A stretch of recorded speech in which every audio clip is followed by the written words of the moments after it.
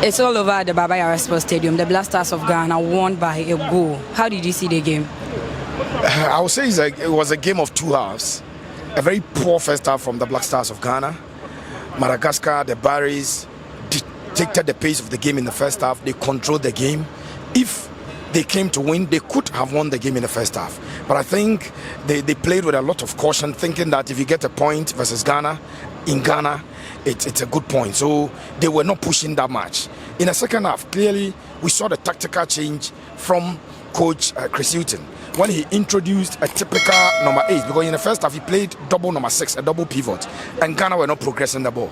But when he brought in Majid Ashimero, Ghana started progressing the ball and started creating the chances. Of course, numerous chances, but that goalkeeper for Madagascar, Adrian, was fantastic and kept the balls away from entering the post until 25 seconds to the end of the game, when Inaki William rose very high to head that ball into the net. So I'll describe it as a game of two halves. Madagascar had the first half, they did not score. Ghana came in very strongly in the second half and managed to score one goal and won the 3 points. Do you have trust in Coach Chris Hughton that he'll be able to qualify Ghana to the World Cup? I believe in Chris Hughton. I was one of the people who pushed for his appointment, but sincerely, I just told him I'm disappointed. I'm not seeing progression in the national team. See, beating Madagascar 1-0, beating Central African Republic 2-1, struggling to beat them, Angola 1-0. You remember the Angola game? We scored in the 88th minute. This game, 90 minutes was done. Of the 5 minutes additional time, we scored in the last minute. Remember, we won versus Central African Republic also very late. And when we go away, clearly we struggle. So for me, I am getting disappointed in a coach. For national team, you will not get 4 years to build a team. You need to make use of the available materials. Look at the young boys. I thought Chris Hughton will have the confidence to introduce those young guys. We saw Osman Bukari, but he always give him 10 minutes, 5 minutes. But clearly, there's a player who has been scoring in the UEFA Champions League. He scored against Manchester City. He scored versus young boys. You need to give those players the chance to play. Look at when Nyama came in. Nyama obviously is a ball progressor. He takes players on, and you need to be giving those players the opportunity to play. Again, this is the first game that he decided to play Inaki as a right winger or attacking from the right side, and we saw the effect. We saw that he played very well. At Athletic Bilbao, he plays as a right-sided attacker, but here he plays him as a number 9, and when you complain, you say he's a number 9. Clearly, Chris Hughton is not doing more than what our previous coaches were doing, because we beat Madagascar 3-0 at Cape Coast, and that was an emphatic win. But we went to Madagascar and we drew. We defeated Central African Republic here. We could not beat them even in Angola. We beat Angola here. We could not defeat Angola back home. In the World Cup qualifiers, if you cannot win away games, clearly you will not qualify, because I know Mali will be taking points off these teams, and they are our main competitor for this particular group. So if we don't improve our home game by scoring more, even there will be a point where you can tie with Mali, and a number of goals scored will be the criteria to take a team through. I think that we must improve. We must begin to term set teams. When you get these teams like Egypt did, 6-0, 6-1 against smaller teams. Of course, when you get the bigger boys, you can manage the game, beat them 1-0 or 2-1. But when it is Madagascar, Central African Republic, Comoros, and those nations, and we struggle, clearly we will struggle to qualify for the World Cup, because I know Mali will be making a light work of these teams, and then when it's between Ghana and Mali, that is where the team that will qualify will be known. Let's look at the attitude of the players today, especially the first half. What do you think?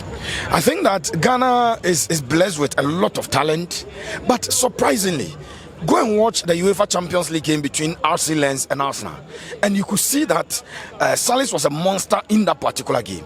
He comes to Ghana and he's so relaxed. He's not fighting like he fights for balls in his club side. Look at Jordan Ayew. When Jordan is playing for Crystal Palace, he's a beast. He's a different player. He comes to Ghana. If the ball does not locate his feet and the ball is some inches away from him, he will not run. There was an instance in the second half, if you remember, when the Barries of Madagascar were attacking us. He was tracking back, he was pressing, and he stopped, and that created a chance that hit the woodwork. they would have scored from that position. If it were to be Crystal Palace, he would go all the way to get the ball or to get the ball out of the field. When they come to Ghana, I don't see them fighting. You can only see that from a player like Inaki, who will run for 90 minutes. You see Antoine Semenyo, he'll be fighting.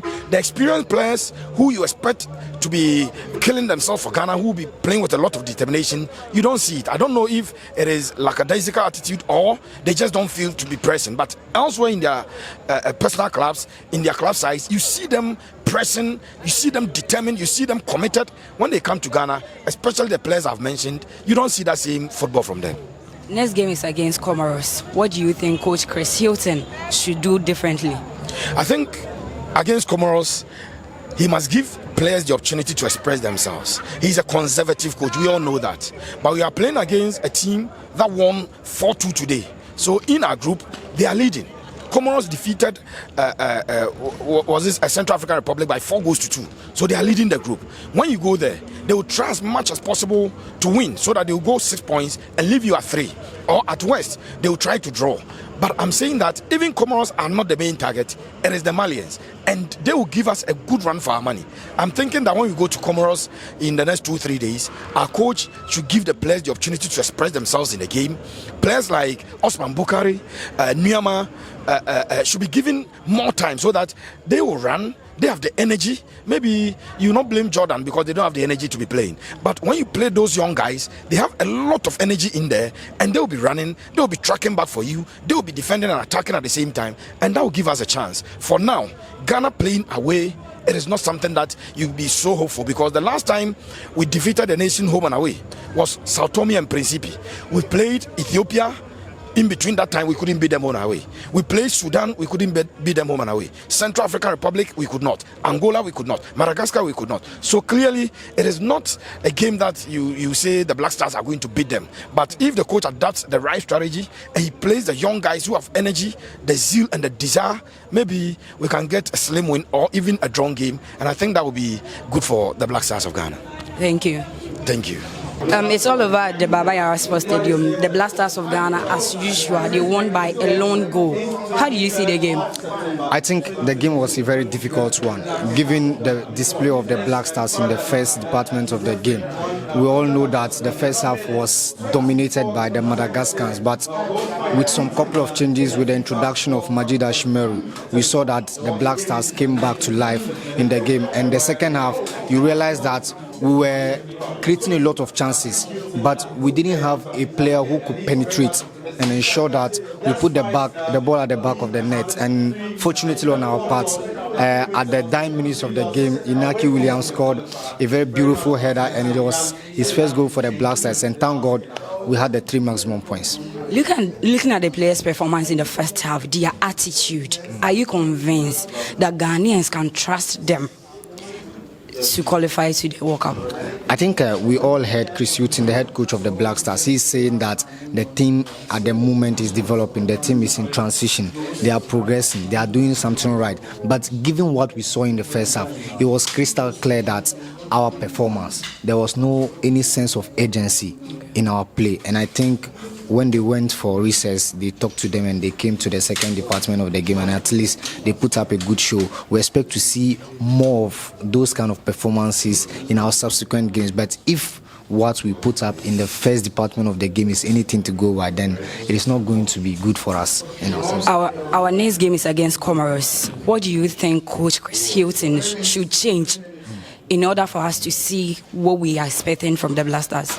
I think the players that were introduced in the second half, to me, they should be maintained. He should not make that erroneous action that he did in the first half, where he played two holding midfielders in Abdulsalih Samed and Baba Idrisu. He should ensure that with the energy that Majida Shimeru comes into the team with, he should be maintained as a starter. And I think Enes Nuama also put up a very good performance. He should look at this particular game, review the game with the technical team, and I think they will be able to take some positives into the game against Comoros. Okay, thank you.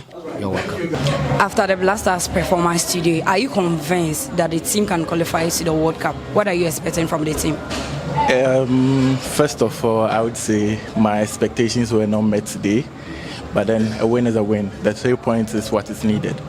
So I don't believe we have the team to qualify for the 2026 World Cup because our group is filled with competitive opponents.